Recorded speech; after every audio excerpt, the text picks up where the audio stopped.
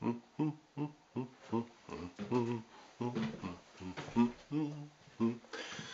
må jeg nok inn og vekke disse småtrollene som hallo, sover dere enda, tro? Her var det mørkt, ja. Her må vi slå på litt lys og åpne litt her og åpne litt der. Så får vi litt mer lys. Og jammen, se det snør ute, vet du. Så fint. Nå, god morgen. Er dere våkne da? Hva, ligger dere og sover enda? Alle tre? Ligger dere og sover der enda? Nå må dere stå opp. Ja, nå må dere stå opp. Våkne i alle fall. Hallo? Hvor er dere? 1, 2... Hallo. Ja, hei. Der var du våken jo. Hei du, har du sovet godt? Ja, du har sovet godt, ja. Og der var lille bamsegutt, og har du sover visst enda? Ja, hei. Neimen, hvor er det blitt av Anna da? Anna, har du gjemt deg igjen nå? Hvor er du hen, lille Ann? Hvor er den lille Anna hen, tro? Neimen, hvor er Anna? Jeg ser ingen and. Hva? Kan dere se noen and? Hva? Er Anna borte? Har Anna vært borte i hele natt? 2 netter borte, og vi har ikke merket noen ting. Hva skal vi gjøre? Hva skal vi gjøre med det? Nei, dette var rart. Det var veldig rart, altså. Hva kan vi gjøre da? Hva sier du? At jeg skal jeg finne fram den magiske hva da? Den magiske kikkerten. Ja, hvor er den da? Jeg ser ikke noe magisk kikkert her, jeg. Nei, den er jo ikke her i senga. Hvor er den da? Jo, den er der borte. Hvor da?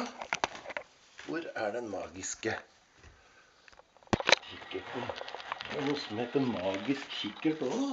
Ja, det er den som ligger der ute. Må gå og hente den. Skal jeg hente den til deg? Å, se der. Er det den magiske kikkerten?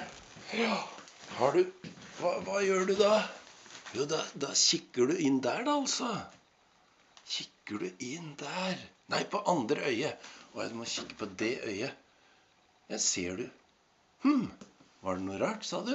Hva sa du? Det må være noe feil med den i dag. Den pleier alltid å virke. Ja, det var veldig rart. Jeg får gå og se da. Neimen, der! Det er jo knute på den magiske kikkerten. Det er en diger knute. Det er ikke noe rart du ikke ser noe, vet du. Den må vi ordne på. Da gjør vi sånn, og sånn, og sånn, og sånn, og sånn. Da var det ingen knute. Skal vi se, skal vi dra til deg, vet du. Så skal du få se på den. Ja. Det blir en lang tagning. Har du satt deg der nå? Er det bedre å sitte der når du ser i den magiske kikkerten, sier du? Ja, det kan jeg skjønne. Vær så god. Vær så god. Ja, skal vesle Bamsemann få se først. Å nei. Hva er det du ser? Hva? Du må se du også, store and. Ja, dette var rart. Jeg tror jeg ser Anna i den andre enden.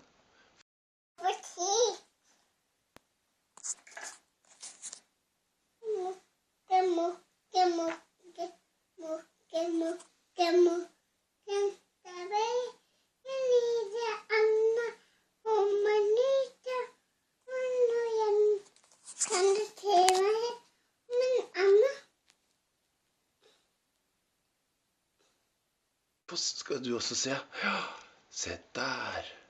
Nei og nei, dette var rart. Hva kan det være, tro?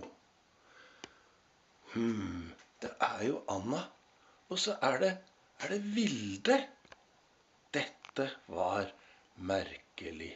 Oi.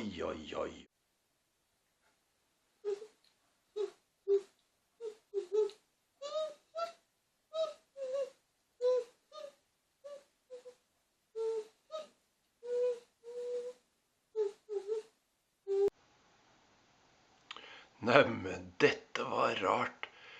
Jammen sitter Vilde og synger for Anna. Det har jeg aldri sett på maken. Har du? Ikke du heller, nei. Nei og nei. Det ser da ut som de har det veldig koselig. Tenk om vi kunne vært der.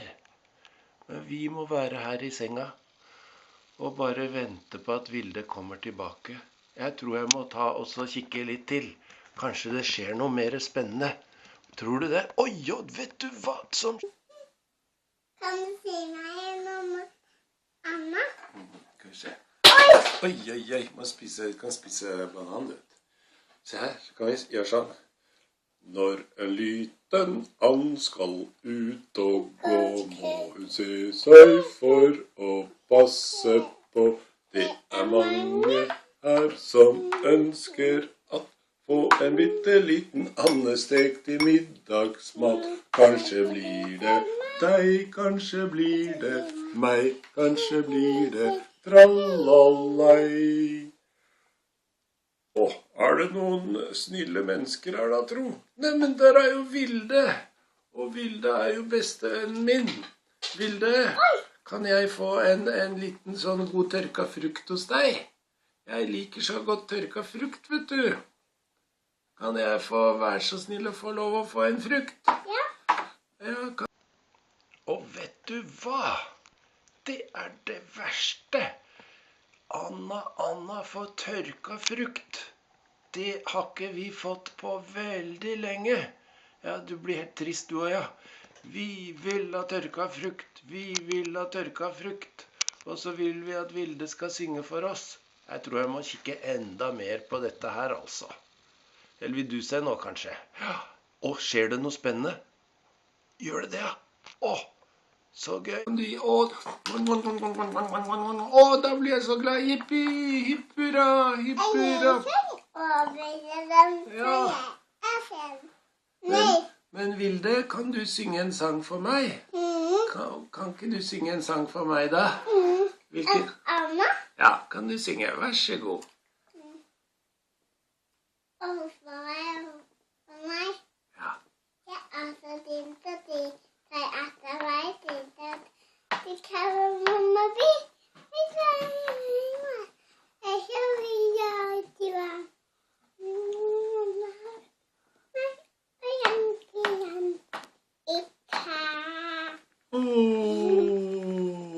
Er du veldig sint? Da tror jeg må gå og gjemme meg. Ha det, ha det, ha det, ha det.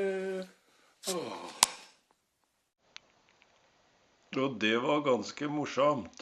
Anna ble helt redd for Vilde sang «Huffa meg, jeg er så sint Sofie-sangen», og så var det bare tøys og tull, og så ble Anna helt redd. Jeg tror at de har det litt gøy sammen, da. Og så lurer jeg på, kanskje Anna til og med fikk lov å ligge og sove sammen med Vilde. Anna er så...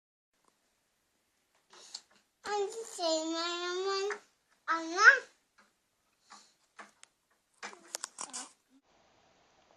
Ja, der ser jeg det, gitt. Jammen meg for Anna lov å ligge sammen med Vilde. Jeg tror at vi må reise og besøke dem. Og så må vi si at vi har lyst til å sove sammen med Vilde også. Ellers så vil vi ha Anna hjem til oss. Og kanskje snart Vilde også kan komme på besøk og ligge sammen med oss her. Ja, men hvordan skal vi komme oss til Vilde da, tro? Vi kan jo se om vi klarer å gå så langt. Hva? Ja, kom igjen nå. Ja, klarer vi å komme oss gjennom her da, tro? Vi kommer vel til å slå oss noe fryktelig når vi faller ned. Eller er det ikke så langt, kanskje? Oi, jeg sitter fast. Og du da, slo du det? Gjorde du ikke det? Kanskje du kan dra meg ut derfra da? Tror du klarer det? Ja, vi får se. Hvis jeg kommer bort her nå, og så tar jeg tak, og så drar jeg deg ned, og så kommer du, og så kan du bare falle opp på meg, vet du. Oi, oi, oi, oi, oi, der datt du ut, vet du, opp på meg. Oi, oi, oi. Ja, men da får vi begynne å gå, da. Vi må bare stå her litt helt rolig, så ingen ser oss. Det er ikke sikkert vi får lov å gå ut, vet du. Er det stille, og er det noen der nå? Ingen? Nei, da skynder vi oss bort til trappa. Og her da, er det trygt å gå ned trappa da, tro? Tenk om noen ser oss, eller hører oss. Vi prøver. Skal vi gjøre det? Vi hopper ned. Tør vi det da, tro? Ja, vi gjør det. 1 og 2 og hoppe sann. Oi, oi, oi, oi, oi. Slo du deg? Ikke? Så bra. Det gikk visst bra. Jeg ble liggende litt rart, men det gikk visst bra. Vi må bare være stille som mus. Er det noen som kan se oss, tro? Neida. Da hopper vi litt videre. Oi, oi, oi. Oi, jeg kom ikke så langt. Du kom helt ned. Har du det bra der nede? Ja da, her kommer jeg jo. Oi, og hoppe sann. Og da tar vi siste. Oi, oi, oi, jeg falt visst litt og slo meg. Nå må vi se om det er noen ute på gangen. Er det noen der? Eller kan vi løpe ut? Det ser veldig stille ut. Ja. Oi, jeg kan se oss borti speilet. Ja, det er godt ingen andre ser oss. Ja, da. Men hva gjør vi nå? Vi får jo ikke opp døra. Hva skal vi gjøre da, tro? Vi kommer visst ikke lenger. Hva skal vi gjøre? Jeg klarer ikke å hoppe så høyt. Og jeg skulle så gjerne vært ute der hvor det snør. Så kunne vi gått på ski helt i vilde. Hva skal vi finne på? Kanskje vi ikke kommer oss av gårde? Dette